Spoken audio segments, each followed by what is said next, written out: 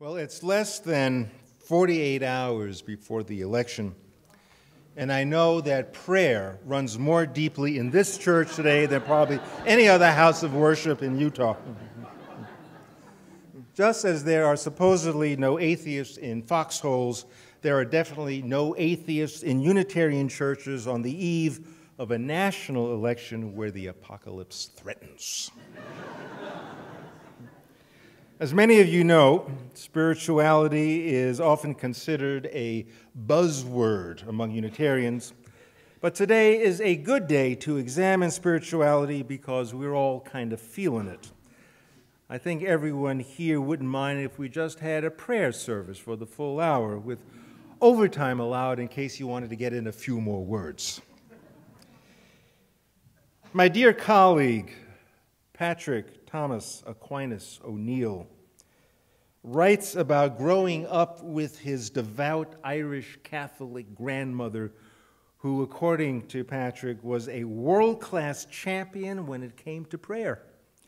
She prayed when she was happy. She prayed when she was sad.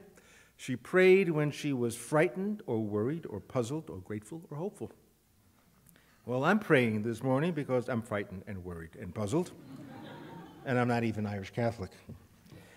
I think people of any faith know when it's time to put aside the rational elements and get down and dirty with the cosmos and ask for help because we're not going to get through this alone.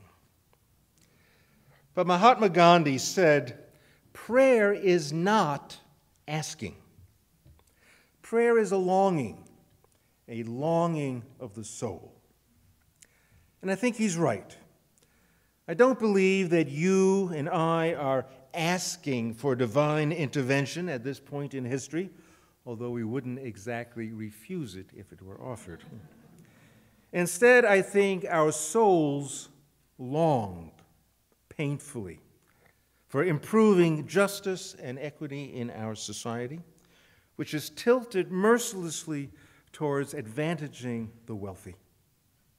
Our souls long painfully that respect for the earth be restored, that the health and safety of our people take precedence over corporate greed, and that the science that documents our harmful and destructive behaviors be honored and recognized as truth. When it comes to prayer and spirituality more generally, frankly, we tend to be dismissive.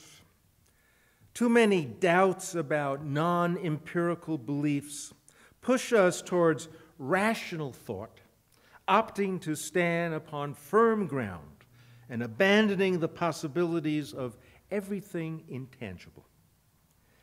But if we look at prayer and spirituality as a means of paying attention, as suggested by another colleague of mine, Thomas Schade, spirituality as a means of paying attention, then we may gain much by paying attention to what makes us sigh, what makes us groan, what makes us tear up, what makes us shudder, what makes us gasp, what makes us ache. Now, sure, we have our doubts about spirituality, but the Spirit, if we pay attention, helps us name what we are longing for deep in our souls. And that's why I believe Paul Tillich hailed spirituality as, his words, a depth dimension.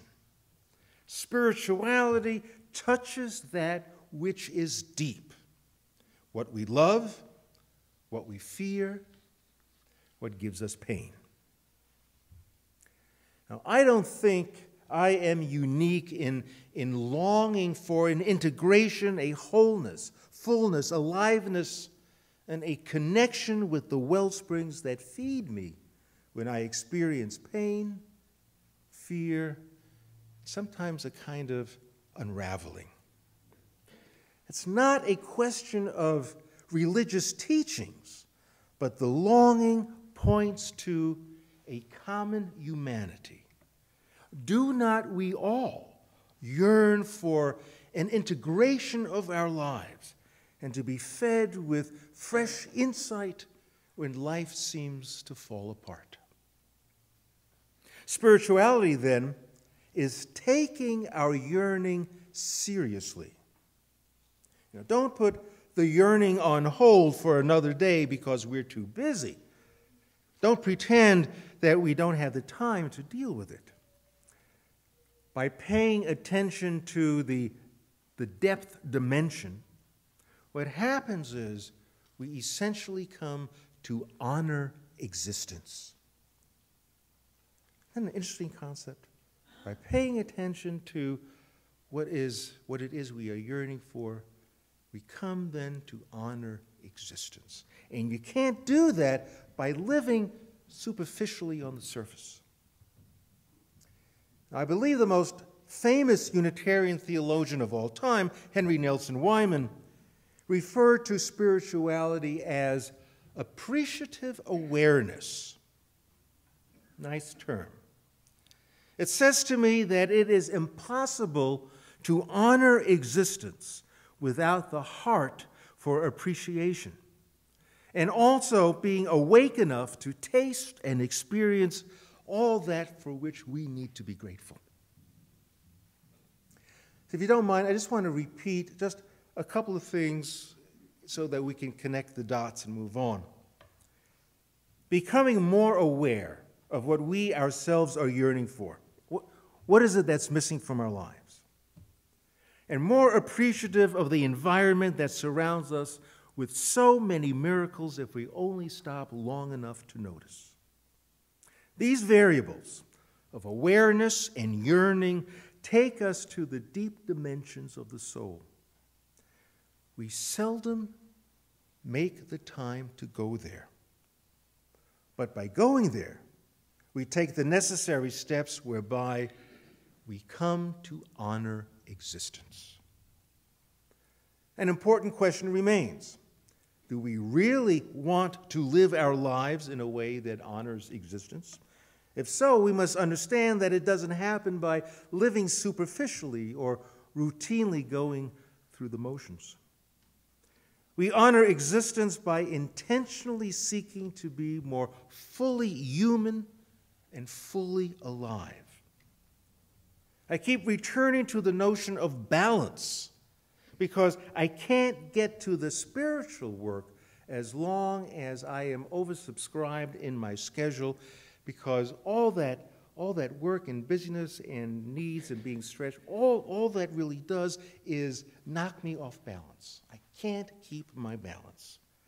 I think for all of us, our busy lives keep us off balance enough to where developing a spiritual life becomes virtually impossible.